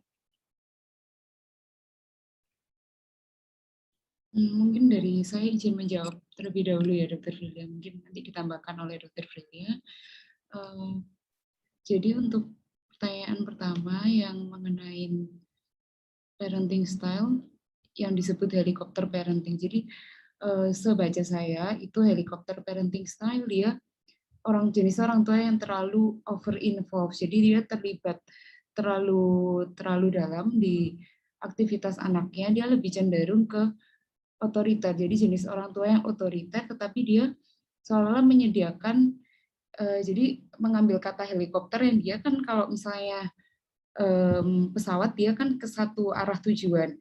Nah, sedangkan helikopter ini orang tuanya ada di semua sisi kehidupan anaknya. Jadi dia berusaha untuk membukakan jalan anaknya, kemudian mendampingin terus-menerus di sekitar anaknya. Jadi dia lebih ke overprotecting ke anaknya. Jadi untuk pertanyaannya dia disebutkan parenting style mungkin lebih ke arah ke parenting style yang authoritarian itu. Jadi dia lebih orang tua menjadi lebih dominan terhadap kehidupan anaknya, tetapi mungkin ada juga sisi dia masih mendengarkan apa yang disampaikan anaknya, dia mungkin berkomunikasi lebih baik dibandingkan dengan orang-orang yang benar-benar authoritarian, tetapi dia lebih cenderung untuk menjaga overprotective ke anaknya. Jadi anak ini berjalan di sesuai jalan yang dia sudah bukakan itu, di arah yang petnya dia bikinkan, sehingga anak ini tidak mengalami kesulitan lain pada saat dia ada di dunia luarnya. Nah, permasalahannya pada saat orang tua ini dia disebut helikopter parenting ini, anak ini menjadi tidak siap dan tidak tahu kondisi luar pada saat dia tidak ada orang tua di sekitarnya. Jadi dia tidak siap untuk menghadapi lingkungan jika ada permasalahan, dia tidak tahu harus berbuat apa. Mungkin itu yang membedakan dengan parenting style yang otoriter itu. Dari Dr. Frilia mungkin bisa menambahkan, Dokter. Ya, tadi Dr. Jenny sudah menjelaskan secara lengkap ya. Saya menambahkan bahwa helikopter itu kan namanya muter aja. Gimana anaknya berada dia jadi kayak anak itu menjadi pusat perhatian gitu ya. Nah, tetapi sebenarnya implikasinya itu bisa banyak. Saya kasih salah satu contoh kasus yang termasuk kasus pasien saya ya. Jadi anak ini datang sama orang tuanya udah dalam, bukan anak lagi, tetapi udah dalam dewasa gitu. Udah selesai kuliah, bekerja gitu. Tapi saya kepingin memberikan gambaran kepada orang tua dampaknya gitu. Dia nangis sampai orang tuanya pun, ayahnya terutama itu sampai terbawa banget gitu, sampai ikut nangis gitu, malah lebih nangis bapaknya daripada anaknya gitu kan. Akhirnya saya coba pisah, coba deh anaknya dikasih ruang dulu gitu ya. Tadinya bapak sama ibunya pingin kita dampingin gitu. Udah umur 25 yang udah bekerja, coba bayangin gitu kan. Tapi orang tuanya itu masih kepingintilin anaknya gitu. Nah, ternyata setelah punya sesi sama anaknya ngomong, apa yang terjadi gitu sampai kamu ngerasa seperti ini gitu. Ya aku malu kenapa? Malu karena orang-orang itu menganggap aku sebelah mata gitu. Maksudnya gimana? Aku tuh masuk bekerja di mana orang tuaku tuh punya power di sana. Dan aku bisa masuk kerja di situ. Memang sih papaku itu berusaha kasih jalan. Tadinya sih aku bangga gitu karena orang tuaku, kamu anaknya Pak ini ya, bos kita yang dulu ya, yang itu bangga banget dia. Tapi ternyata hal itu tuh membuat dia tidak diberi apresiasi gitu. Apresiasinya dalam bentuk yang gimana? Ternyata semua itu jadi kalau mau ngasih kerjaan ke pasien saya ini, itu jadi kayak enggan, maksudnya takut gitu loh, pakewo, wah apa iya nih anaknya mantan bos dikasih kerjaan kayak gini nih gitu kan, sehingga dia tuh sering kali itu dikasih privilege yang nggak pernah sampai pada akhirnya ada yang namanya evaluasi. Tadinya dia magang, nah ketika dikasih evaluasi terus kemudian plenonya itu bilang iya ternyata jam tugasmu tuh kurang ya. Nah loh, kayak gitu. Yang salah siapa gitu. Padahal kan sebenarnya si anak nggak minta ya. Pas itu nggak minta dikasih privilege itu gitu loh. Tetapi kan lingkungan itu yang membuat mau nggak mau itu menjadi ternyata kendala. Ternyata jam bekerjanya tuh kurang. Ini yang membuat anak ini bisa nggak ya kalau misalkan dia jadi staff permanen gitu. Akhirnya anaknya kan jatuh merasa kayak nggak dihargai, kalaupun dia mengerjakan, orang akan memberikan nilai itu, feedback itu pasti yang baik-baik aja, nggak pernah tuh dikasih yang jelek-jelek gitu. Kenapa? Karena orang tuanya juga ikut campur tangan banget, ngabsenin anaknya, "Gimana anak saya?" Sampai-sampai pas anaknya ada masalah, orang tuanya masih tuh, terutama bapaknya, itu sampai ngomong, "Gimana, bagus kan anak saya kerjanya, bagus nggak?" Ya kalau misalkan seorang bos nanya, mantan bos gitu, terus nanya bawahannya, terus masa jawab, "Enggak Pak, anak Bapak kerjanya nggak beres," gitu, kan nggak mungkin gitu. Akhirnya kan nggak dapet feedback yang sebenarnya gitu. Sehingga anak ini kan nggak bisa berkembang gitu. Nah, kemudian akhirnya ketemu kan, ternyata bapaknya itu masih, "Kira-kira kalau dengan kerja kayak gini bisa kan ya jadi staf permanen?" Ya masa mau jawab nggak bisa gitu kan. Nah, maka dari itu akhirnya orang tua itu nggak punya pemahaman tentang itu. Kekeh masih, "Tapi kalau nggak saya bertindak Dok, dia tuh nggak punya inisiatif. Anak saya tuh nggak mau akan, eee, struggling bekerja." Iya, bisa jadi memang begitu, tapi mungkin orang tua juga tidak memberikan kesempatan itu gitu loh. Jadi semua tuh di-backup. Nah, pertanyaannya orang tua itu kan kita nggak pernah tahu apakah kita akan berumur panjang, apakah kita sejahtera secara materi, kekayaan, psikologis, apakah kita akan bisa mumpuni gitu ya untuk bisa membackup anak-anak kita. Jawabannya enggak gitu. Sehingga ini contoh yang eee, ketika dia udah dewasa, ketika harusnya dia udah bisa berdaya, dia nggak bisa apa-apa. Nah, contoh-contoh dengan tipe helikopter ini cenderung sepertinya oke nih, protektif tapi jadinya overprotective. Memanjakan tapi jadinya overindulgence.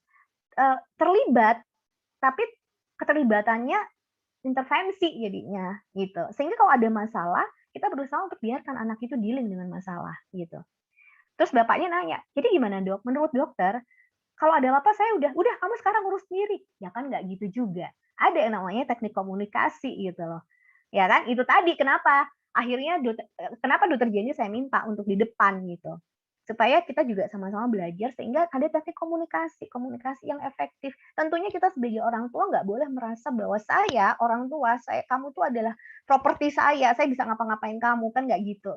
Jadi orang tua juga perlu untuk bisa meminta maaf sekalipun kita itu pun juga guru, staf pengajar gitu. Saya sebagai dosen juga kalau misalkan saya ada kekeliruan, "Aduh maaf ya, kayaknya ini saya deh yang miss," gitu ya. Nggak apa-apa, karena mereka akan belajar melihat kalau seseorang melakukan kesalahan, itu ya memang seharusnya minta maaf. Minta maaf dengan cara yang seharusnya. Jadi nggak perlu kalau nggak salah, ya nggak harus minta maaf gitu. Karena kita nggak apa-apa minta maaf aja, tetapi ada juga eee, definisi pemahaman di mana ya, memaaf itu memang benar-benar tulus, jadi bukan hanya sekedar lip service, "Saya minta maaf," nggak gitu, gitu. Nah, maka yang harus disampaikan kasus ini contohnya, maka orang tua bisa berdiskusi dua arah. Sebenarnya apa sih yang kamu pikirkan ketika papa itu gini, gitu, ketika papa itu cari tahu tentang kamu. Biarkan anak, "Aku nggak seneng, soalnya kan aku jadi kayak anak papa," gitu, terus orang-orang jadi nggak menghargai hasil kerjaku. Nah, kalau misalkan kayak gini mereka itu underestimate sama aku, emang aku yang salah? Orang aku nggak dikasih kerjaan apa-apa, terus aku dibilang aku nggak pekerjaanku kurang gitu kan. Nah, maka dari itu oke, kamu pinginnya gimana? Ya udah papa nggak usah ikut campur gitu. Kita juga jangan sakit hati sebagai orang tua, wah anak kita jadi nggak butuh, enggak gitu. Justru kalau misalkan mereka udah bisa memberdayakan diri mereka sendiri, kita sebagai orang tua, kita sebagai guru itu sukses gitu loh. Sehingga tidak lantas bahwa, kita berpikir bahwa kita tuh punya keterlibatan itu harus harus seintens itu. Nah, itu yang kadang-kadang orang tua kejebak menjadi orang tua yang toksik sebenarnya, gitu. Ya kan, positif tapi toksiknya yang ya positif tapi toksik gitu.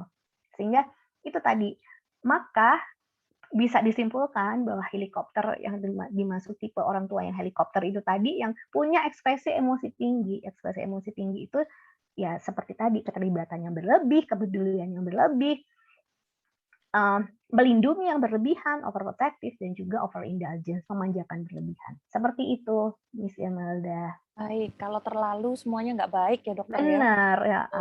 Kebanyakan makan juga nggak baik, kebanyakan perhatian, kebanyakan mengambil alih kemampuan anak juga berbahaya. Baik, semoga menjawab tadi. Lalu pertanyaan berikutnya nih, dokter.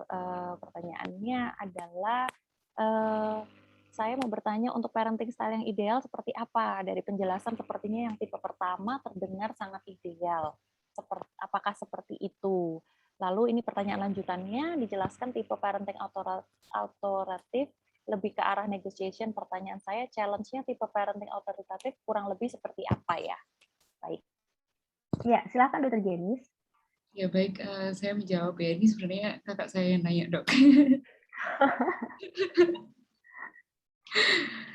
Jadi memang yang paling ideal sebenarnya yang jenis autoritatif yang dia dukungannya juga tinggi, tetapi dia juga memberikan batasan-batasan, dia ada tuntutan juga. Jadi anak mengetahui dia harus seperti apa tapi dia pada saat dia mengkomunikasikan, dia menyampaikan pendapatnya, hal itu juga bisa diterima oleh orang tuanya. Jadi pada saat dia nantinya dia di sekolah, dia berani untuk mengutarakan pemikirannya, dia berani untuk berdiskusi di teman-temannya, karena dia pada saat dia di rumah dia merasa diterima, dia merasa bahwa pendapatnya ini didengarkan dan dia ada tumbuh perasaan untuk dihargai, sehingga anak juga lebih self esteem-nya tinggi, keyakinan terhadap dirinya sendiri dia juga menjadi tinggi, sehingga dia siap untuk pada saat dia di lingkungan yang lebih luas, lingkungan yang lebih besar, dia mampu untuk mampu untuk menghadapi tantangan-tantangan yang ada. Untuk yang pertanyaan pertama, kurang lebihnya seperti itu. Untuk yang kedua, dia jelaskan tipe parenting authoritative lebih ke arah negosiasi.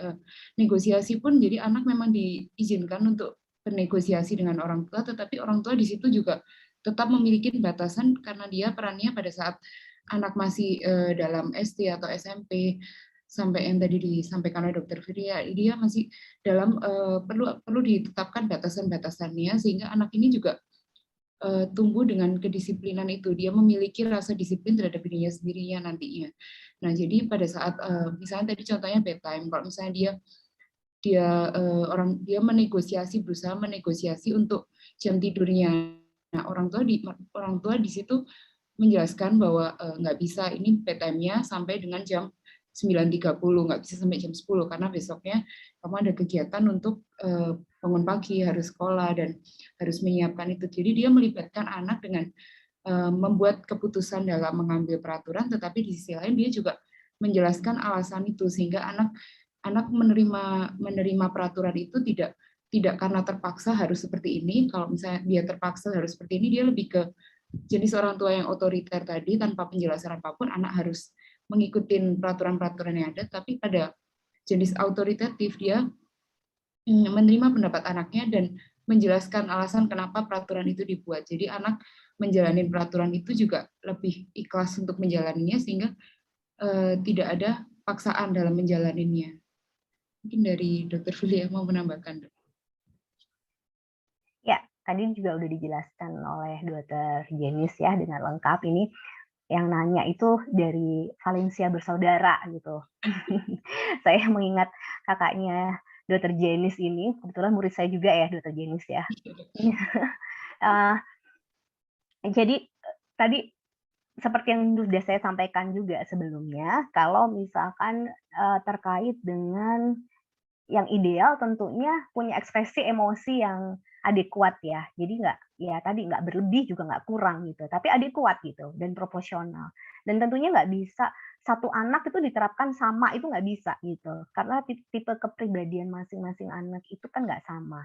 Nah, negosiasi yang penting justru di sini adalah membuat yang apapun itu kan game-nya antara ya as a parent sama as a child ya, sebagai seorang anak itu tetap harus ego state-nya itu harus sesuai tetap gitu ya. Tetapi dalam suatu dinamikanya itu memberikan komunikasi dua arah, interaksinya itu dua arah. Menurut kamu tuh gimana gitu? Apa sih yang menurutmu mama mesti kayak gimana gitu, sehingga anak juga kita bisa mengerti apa yang dipikirkan anak dan apa yang dirasakan oleh anak gitu, sehingga kita jadi lebih bisa berespon yang sesuai dengan adekuat sesuai dengan kebutuhan anak gitu. Itu yang paling penting gitu. Karena kalau misalkan nggak dua arah, tentunya cuma satu arah gitu. Kan jadinya one sided feeling aja, orang tua doang tuh, tapi nggak mau ngerti anaknya. Kayak kemarin saya juga, maksudnya saya ada beberapa kasus yang, misalkan contoh kayak gini ya, di pandemi ini, maaf ya, saya masang masang apa namanya, charger, takut mati, sebentar.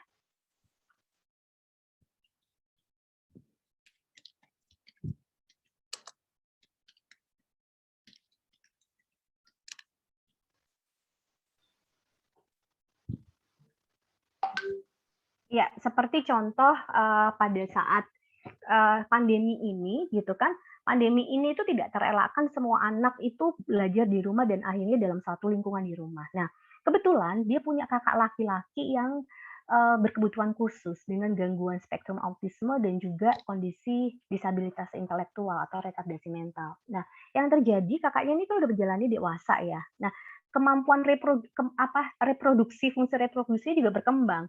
Kemudian terkait dengan drive, passion, itu kan juga berkembang. Tapi kan dia nggak tahu mesti mengarahkan, karena dia namanya anak tunagrahita, dia nggak tahu bagaimana ini baik atau benar, kan dia judgement-nya kan juga sulit gitu. Nah ternyata adik perempuannya ini baru ngeh ketika mulai dari umur-umur masih dia SD kelas 4, 5, 6 itu dia nggak ngeh bahwa itu kan sebuah pelecehan ya, sebenarnya nggak boleh dilakukan gitu. Diciumin, terus kemudian masturbasi di depan kakaknya gitu ya. Terus ada hal-hal yang memang nggak seharusnya itu seorang perempuan boleh diperlakukan seperti itu. Tetapi di sisi lain, ini adalah anak berkebutuhan khusus gitu. Nah, celakanya adalah kedua orang tuanya ini biasanya itu orang tua itu akan berfokus pada anak yang sakit sehingga akan mengabaikan anak yang sehat gitu. Nah, pada saat itu yang dilakukan oleh orang tuanya ketika si pasien saya ini cerita itu loh, dia pegang-pegang aku di depan aku tuh kayak gitu. Itu orang tuanya hanya merespon yang, "Ya udah kamu ngalah, nggak usah dipukul, nggak usah diapa-apain," gitu kan. "Kakakmu kan nggak ngerti," gitu. Sehingga kita jadi lupa apa sih sebenarnya dipikirkan dan dirasakan gitu. Yang ada terus anaknya tuh jadi kalau lihat lihat kakaknya itu jadi sangat histeris gitu. Tapi orang tuanya nggak tahu nih anak kenapa sih kok sentimen banget sama kakaknya. Nah, kan karena nggak pernah diajak komunikasi dua arah, sebenarnya apa yang terjadi.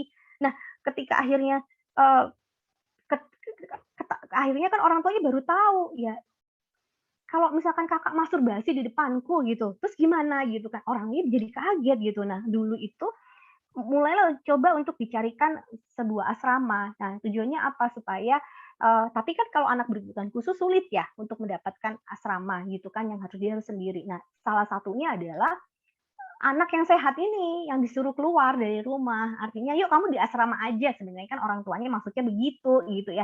Tapi yang ada, karena komunikasinya tadi tidak efektif, yang ada anak berpikir bahwa, "Kok aku malah yang dibuang? Harusnya kan yang aku kan nggak salah apa-apa, kenapa aku harus keluar dari rumah?" Gitu kan. Nah, karena nggak dikasih pemahaman gitu loh. Kenapa ya? Karena orang tua tidak pernah berkomunikasi dua arah. Ya itu kan cenderung orang tua yang abai sebenarnya. Nah, jadi makanya negosiasi itu kuncinya adalah harus berjalan dua arah, gitu. Seperti itu Miss Oke, baik. Imelda. Namanya juga negosiasi ya dokter ya, jadi dua arah. Ini jadi poin yang saya cukup baik sih di sini, bukan baik ya, poin yang penting yang saya ambil adalah kadang kita abai karena lebih mementingkan yang sakit atau yang kita rasa lebih butuh gitu ya dokter, padahal semua butuh nih ya. Oke, Ya, baik. dan yang paling fatal Miss, kita kan nggak semua itu kan nggak ujuk-ujuk ya. Dia nggak Hmm. sekonyong-konyong tuh datang. Jadi karena kita tuh fokus pada anak yang sakit, kita abai anak yang sehat ini akhirnya jadi sakit, gitu. Tanpa kita Ah, menyadari itu, kita menempatkan risiko kan pada itu.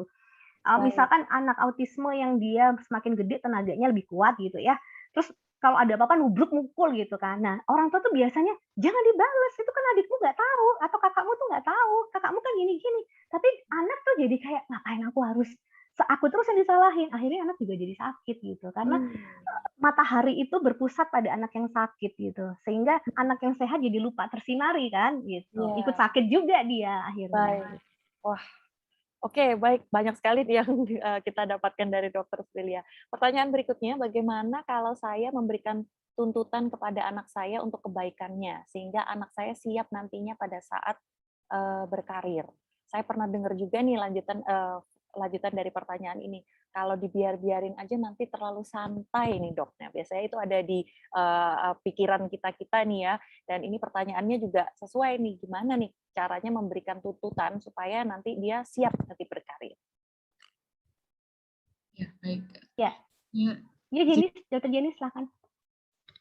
jadi kalau misalnya memang dari orang tua memiliki tuntutan, ya tuntutan itu harus dilengkapi juga dengan adanya dukungan, dengan ada yang tadi sudah disampaikan Dr. Julia, komunikasinya harus disampaikan juga ke anak, kenapa tuntutan-tuntutan itu diberikan, kenapa misalnya dia dikasih les Mandarin atau les bahasa Inggris, kenapa pentingnya untuk mengikuti les itu, kenapa dia harus ada tambahan-tambahan pembelajaran itu, dijelaskan kenapa itu, karena itu untuk masa depannya, atau nanti untuk dia mempermudah dalam berkomunikasi pada saat dia mau melanjutkan studi lanjut.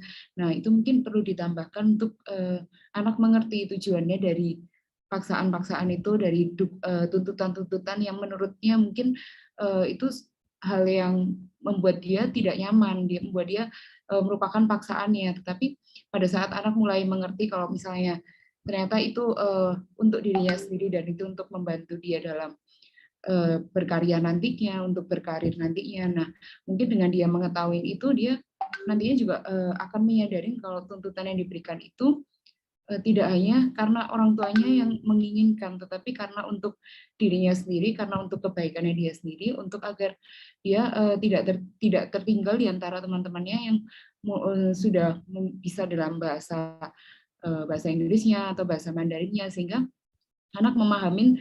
Dan pastinya kalau dia memahamin, pasti dia juga ada motivasi pembelajarannya juga semakin meningkat, sehingga akhirnya dia lebih bisa untuk belajar tanpa paksaan orang tuanya.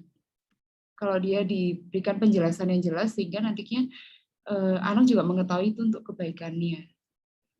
Jadi kalau menurut saya kunci utamanya memang perlu dikomunikasikan, jadi dan diberikan dukungan. Jadi tidak hanya dengan tuntutan harus mengikuti pembelajarannya seperti apa, tetapi juga memberikan komunikasi bahwa itu untuk anaknya, untuk kebaikan anaknya, kesulitan anaknya di mana. Jadi dikomunikasikan juga berdasarkan kebutuhan dari anaknya.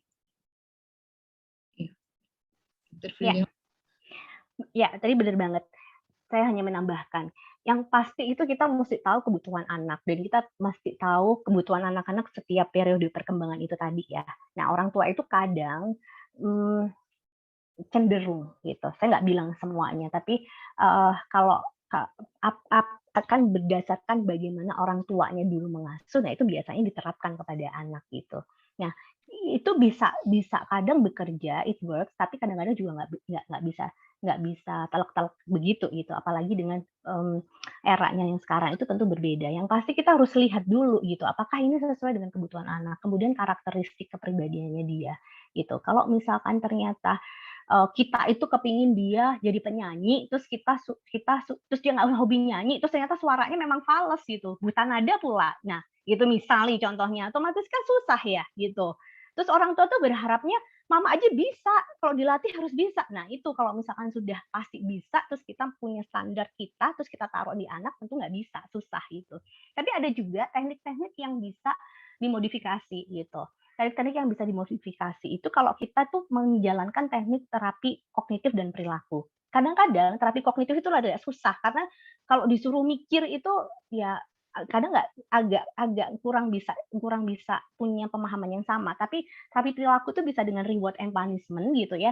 Reward and punishment itu nggak harus dihukum gitu, tetapi dikasih hadiah, terus kemudian apa yang dia, kalau kita mau ngasih punishment itu apa yang dia suka, terus kita nggak kasih ke dia, itu sebenarnya juga punishment, karena dia nggak bisa merasakan enaknya lagi, kesenangannya lagi gitu kan. Nah, misalkan saya kasih contoh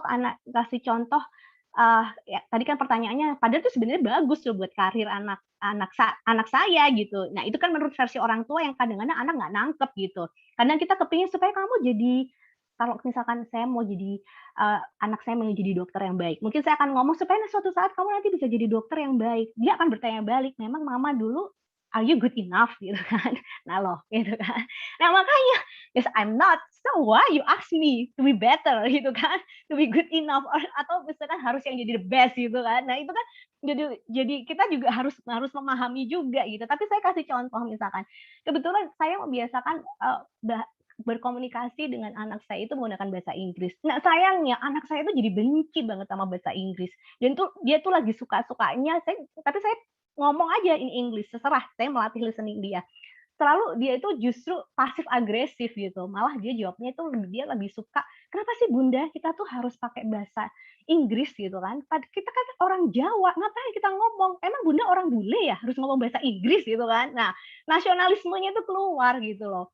Nah, tapi saya ya udah, saya selalu bilang, "When you talk to me," gitu kan, "kamu harus ngomong bahasa Inggris, tapi kalau sama utinya, sama eyangnya, oke bahasa bahasa Jawa." Jadi supaya, eee, dia juga kaya gitu kan dan bisa semuanya, mampu, fasih gitu. Nah, tapi kan kalau saya bilang, "Ini buat kebaikanmu," itu nggak nyampe loh, susah gitu. Nah, ini kan seperti halnya yang di siapa ini, Dedi Pak Davin ya, itu nggak nyampe dia kebaikan apanya sih gitu kan. Buat dia konkret aja, anak umur 10 tahun dia nggak ngerti itu penting buat karir. Tapi akhirnya saya masuknya dalam gini, dia main game. Terus sama teman-teman yang lain itu in English, dia ketik tuh pakai bahasa Inggris, terus kemudian dia berkomunikasi lewat bahasa Inggris. Saya ngomong, "Tuh kan, itu loh, kalau kamu misalkan nggak Bunda latih, bisa nggak kira-kira?" Terus akhirnya dia diem, terus, "Iya iya iya," gitu. Tapi dia sebenarnya dia mau nyerap, gitu loh. Jadi itu sebenarnya kan contoh-contoh yang bisa kita tunjukin, itu loh manfaatnya. Sehingga kalau anak itu nggak tahu itu manfaatnya buat dia, nggak akan bisa tuh menancap dalam pikirannya, kemudian dia akan melakukan itu, gitu loh. Jadi tentu banyak teknik dan setiap anak itu nggak sama, gitu. Seperti itu contohnya Miss Imelda. Baik, setiap anak tidak sama dan ya pinter-pinter kita lah ya, tarik ulur gitu ya. Yang penting tadi dari awal sampai akhir ada negosiasi itu dua arah dan ada dialog antara orang tua. Kita nanyain juga nih maunya anak apa gitu ya, Dokter.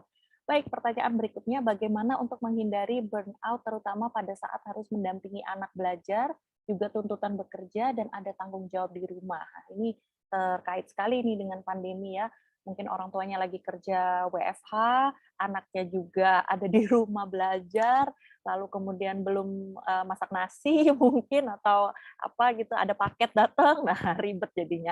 Gimana ini dokter? Jenis mungkin? Dari Dokter Filia aja. Ya nanti tambahin ya Dokter Jenis ya. Sebentar, Dokter Jenis mungkin dijawab dulu. Kayaknya colokan maksudnya charger saya nggak pas gitu loh, sehingga saya takut mati. Dokter Jenis mungkin, bentar. Mungkin kalau dari materi yang tadi disampaikan oleh Dokter Filia, dia mungkin dari orang tuanya juga bisa self time dulu. Jadi dia nggak mengalami burnout-nya itu, terus kemudian dia mungkin mulai membatasin waktu-waktunya dan mengatur, bikin set schedule-nya. Jadi kapan dia harus mendampingi anaknya, kapan dia harus untuk menyelesaikan tanggungan pekerjaannya dan menyelesaikan kebutuhan rumahnya. Nah, di set schedule-nya itu mungkin bisa disisipkan untuk waktu me time-nya. Jadi dia tidak terus-menerus terfokus dengan kegiatan-kegiatan yang diwajibkan tiap harinya, tetapi dia juga ada waktu untuk dirinya sendiri dan menenangkan dirinya sendiri juga. Mungkin dari Dokter Filia, Dok. Iya, iya. Idealnya pasti seperti yang Dokter Jenny sampaikan. Terkadang kita juga punya kendala di situ. Nah, caranya adalah yang paling ramah itu adalah menyesuaikan dengan ritme anak ya. Menyesuaikan dengan ritme anak itu maksudnya, ketika dia belajar, kita fokus tuh pada pekerjaan. Nah, ketika dia makan, kita ikut makan. Gitu. Jadi, ketika dia tidur, kita tidur. Kita istirahat. Maksudnya nggak harus tidur siang-siang, mungkin nggak nap yang siang-siang gitu ya. Tapi maksudnya ketika dia break, kita usahakan untuk break. Kenapa? Karena dengan ritme yang sama itu energinya sama. Jadi kan ini kayak kita waktu zaman kalau yang udah parent yang punya waktu zaman masih baby tuh. Itu kan kadang-kadang kita suka jadi hectic itu karena ketika anak tidur terus kita tuh aktif dengan kita sendiri. Jadi ketika kita udah stamina-nya turun drop, anaknya bangun aktif-aktifnya. Jadi kan energinya nggak sama tuh, roaming nggak satu frekuensi dan itu membuat burnout memang. Sehingga menyesuaikan dengan ritme anak itu kuncinya itu memang benar-benar membantu sekali gitu. Dia lagi serius konsen dengan studinya, otomatis kan dia sama gurunya tuh. Nah, atau dia lagi konsen sama PR-nya dan pekerjaannya, dia bisa konsen di situ sehingga kita juga bisa konsen dalam pekerjaan. Ketika dia istirahat, kita juga istirahat, jadi sama-sama recharge. Begitu dia bangun, kita juga juga fresh gitu. Nah, ketika dia makan, kita juga break atau makan ataupun apapun yang terkait itu. Jadi kuncinya selain tadi, kalau misalkan bisa dijadwalkan seperti yang tadi Dokter Jenny sampaikan, dibuat jadwal-jadwal kapan, dan itu efektif, nggak apa-apa gitu. Tapi kalau ternyata nggak efektif dan kewalahan, maka jalan akhirnya adalah menyamakan dengan ritme anak gitu. Baik, dengan ritme anak ya. Saya suka nih dokter, kalau anaknya tidur biasanya mamanya, oh mumpung tidur, ya kita gercep ngapa-ngapain gitu ya. Oke, benar. Baik, pertanyaan berikutnya bagaimana mengatasi motivasi yang fluktuatif? Kadang energinya penuh dan bersemangat untuk melakukan banyak hal, dampingin anak sekolah, ngurus rumah tangga, bekerja, bergaul, tapi kadang tiba-tiba low energy dan lelah, tidak mempunyai minat untuk apapun.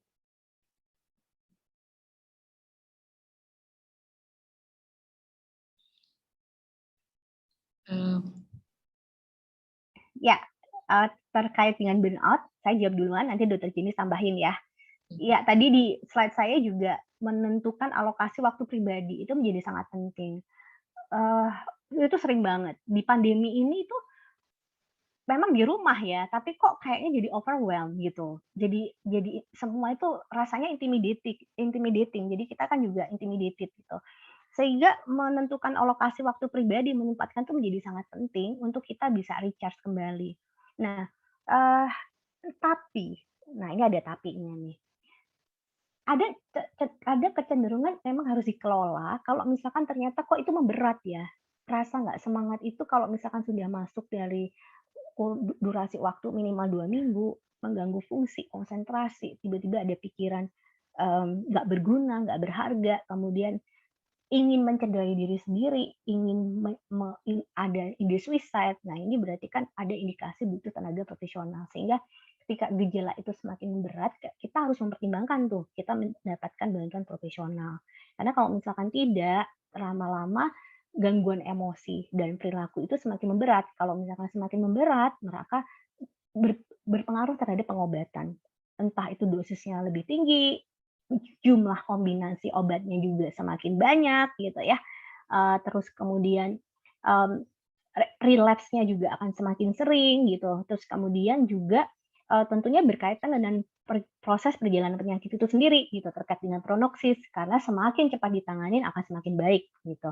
Tapi kalau misalkan semakin terlambat maka semakin berat, maka prognosisnya atau hasil akhir dari perjalanan penyakitnya itu juga semakin jelek gitu, semakin buruk. Sehingga yang pertama dilakukan me time itu tadi, step-stepnya ya, berusaha untuk punya me time, terus kemudian fokus pada hal-hal yang bisa kita lakukan sendiri. Kadang banyak hal yang ide kita tuh banyak, mau ini mau itu. Oke, sekarang yang paling mendekati deadline apa? Yang harus segera dikerjakan gitu. Karena itu yang harus kita kejar, jangan sampai kita random dan scatter gitu ya, sehingga akhirnya kita nggak fokus, pekerjaan kita nggak ada yang selesai, malah kita jadi stres. Jadi yang paling mendekati deadline yang mana memang harus kita prioritaskan. Nah, kalau misalkan itu sudah kita lakukan, kita kewalahan, kemudian kok mood kita tuh nggak naik-naik gitu ya, kok depres terus gitu, atau malah kita jadi fluktuatif upside down, maka kita harus memikirkan bantuan profesional gitu. Dokter Jenny, mungkin ada tambahan? Saya tadi menekankan sedikit aja dokter. Jadi memang diperlukannya kalau misalnya dia mengetahui waktunya, schedule-nya, mana yang prioritasnya, kemudian dari aktivitas itu dia memang seperti benar-benar menjiwai. Jadi mungkin kalau misalnya dia lagi makan ya memang fokus di makan, atau dia lagi mengerjakan sesuatu, mengerjakan tugasnya, atau dia mengerjakan pekerjaannya, mungkin bisa lebih fokus ke situ, sehingga akhirnya stresornya tidak menumpuk-numpuk menjadi satu, sehingga pada saat energinya kurang dia menjadi lebih rentan terhadap stresor-stresornya, akhirnya dia juga energinya lebih cepat habis dibandingkan dia mengerjakan satu-satu dan memang menjiwai apa yang dikerjakan itu. Oke, baik. Ya, biasanya kalau benar kata Dokter Prilia juga tadi ya, di rumah tapi kok overwhelmed gitu ya. Dan kayaknya baik dari pihak-pihak luar juga berpikir, kan di rumah, nggak perlu waktu untuk transportasi, jadi pasti bisa nih ya. Jadi akhirnya malah, oke, kita kasih nih banyak bebannya. Dan malah kayaknya kurang jam kerja kayaknya ya. Ini kok jadi curhat nih jadinya. Baik, dan orang tua juga pertanyaan lanjutan mungkin bisa diberikan kepada Dokter Prilia dan juga Dokter Jenis melalui email Dokter Prilia. Tadi Dokter Jenis juga sempat bicara, sempat mengingatkan kalau makan ya makan gitu ya. Biasanya kita kalau makan kita sambil nginget-nginget nih, aduh bahan meetingnya apa nih ya, atau anak saya udah kerjain tugas nggak ya gitu ya. Jadi kepada orang tua dan juga tenaga didik, ya kita sama-sama punya prioritas dan mengatur dengan baik prioritasnya. Terima kasih dokter-dokter. Prilia dan Dokter Jenis, ada pesan terakhir nih yang ingin disampaikan sebelum kita menutup sesi kita di hari ini. Iya, yang pertama saya selalu bicara ini di setiap forum ya. Pasti yang mendengarkan saya tuh pasti saya akan mengangkat isu ini. Yang pertama adalah kita sebagai tenaga pengajar dan sekaligus sebagai orang tua gitu. Kadang kita enggan membawa anak kita itu kalau ada gangguan emosi dan perilaku, kita agak enggan datang ke psikiater. Sebenarnya saya hanya ingin menambah literasi bahwa kalau datang ke psikiater itu nggak selalu harus dikasih obat, itu pertama gitu. Sehingga kita pasti akan melihat ada indikasi atau tidak jika diberikan obat. Jadi tidak perlu khawatir. Karena kalau kita lebih awal menangani anak-anak kita, maka kita juga akan mampu berbuat sesuatu untuk anak kita sehingga perjalanan penyakitnya nggak semakin berat, fungsinya jadi lebih baik gitu. Dan kadang-kadang orang tua itu cenderung pada saat ini tuh lebih fokus pada kesehatan fisik gitu, sehingga kadang lupa bahwa kesehatan mental itu juga penting. Maka dari itu, mengapa kita punya effort besar untuk melakukan PENMAS ini, supaya orang tua juga punya lebih aware tentang kesehatan mental. Karena nggak cuma kematian fisik yang menjadi salah satu hal yang sebenarnya orang itu kan selalu berpikir kalau yang namanya semua fungsi organ itu mati gitu ya, artinya berhenti, ya udah kematian fisik ya udah, tapi lupa gimana kalau misalkan seseorang itu dengan kematian jiwa ketika fisiknya itu secara raga itu sehat gitu ya, tetapi ternyata kepingin mati terus karena merasa nggak berharga. Kita bisa membayangkan bagaimana seseorang itu akan menjalani hari-harinya jika mengalami kematian jiwa. Sehingga kita harus mulai berpikir bahwa kematian itu nggak cuma hanya kematian fisik, tapi juga terkait dengan kematian jiwa. Sehingga kita harus balance, sehingga kita harus sehat jiwa, sehingga kita harus sehat fisik, sehingga kita bisa dan datang ke psikiater juga nggak cuma karena kita sakit gitu, tetapi kita yang udah sehat pun datang ke psikiater itu tujuannya supaya tetap sehat, lebih sehat gitu kan, sehingga kita akan sehat jiwa selamanya dalam menghadapi tantangan hidup. Seperti itu, Miss Imelda. Baik, Dokter Jenis mungkin ada pesan terakhir nih yang disampaikan? Ya, mungkin dari sebelumnya kan materi-materinya kan mengenai kesehatan secara fisik ya untuk anak-anak kita. Mungkin pada 2 materi berikutnya ada materi mengenai kesehatan mental. Nah, sebenarnya kita mengkombinasikan antara kesehatan jiwa dan kesehatan mental karena keduanya memang tidak bisa dipisahkan. Jadi keduanya sama-sama pentingnya. Jadi tidak melulu hanya kesehatan fisiknya aja yang kita perhatikan, tetapi pertumbuhan kepribadian, pertumbuhan sifat-sifat yang ada di anak itu mulai tumbuh dari lingkungan pertamanya, dari lingkungan anak-anaknya itu, sehingga pentingnya juga untuk orang tua dan guru pengajar mengetahui seberapa baiknya memberikan asuhan ke anak-anak kita. Jadi mungkin bisa mengikuti juga acara-acara berikutnya yang acaranya sebenarnya akan nyambung juga dengan ini. Jadi gimana untuk manajemen stresnya, untuk mengetahui pada saat kita sebagai orang tua sudah merasakan burnout atau sebagai guru sudah merasakan burnout, gimana cara untuk menghandle manajemen stresnya dan mindfulness-nya. Dan juga jika ada beberapa orang yang mungkin enggan untuk langsung ke psikiater atau ke dokter jiwa, nah mungkin bisa konsultasi dulu dengan dokter-dokter yang ada di layanan primer atau dokter-dokter yang dokter umum yang mungkin bisa ditemui sehingga tahu arahnya itu harus diarahkan kemana. Jadi mungkin yang untuk materi berikutnya akan lebih mengedukasi seperti itu. Terima kasih, Dokter. Baik, terima kasih.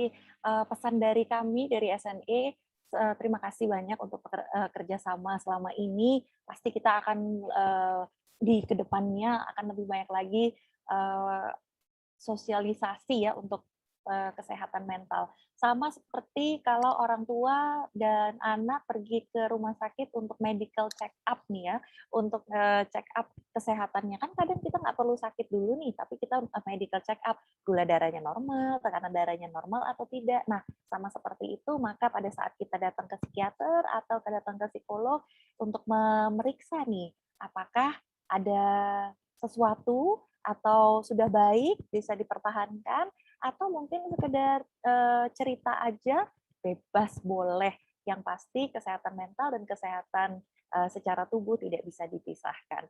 Terima kasih banyak untuk Dr. Prilia dan juga Dr. Jenis yang hari ini sudah bersama-sama dengan kita.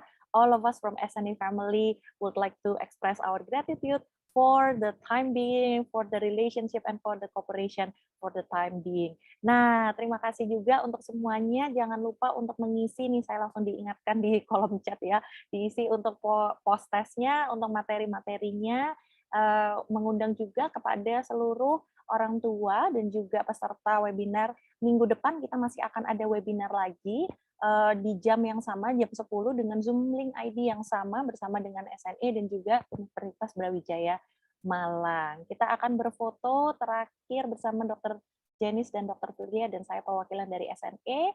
Lalu kemudian kita akan sudahi webinar ini. Terima kasih untuk perhatiannya. Baik, silakan dibantu rekan-rekan SNE untuk difotokan. Okay, everyone.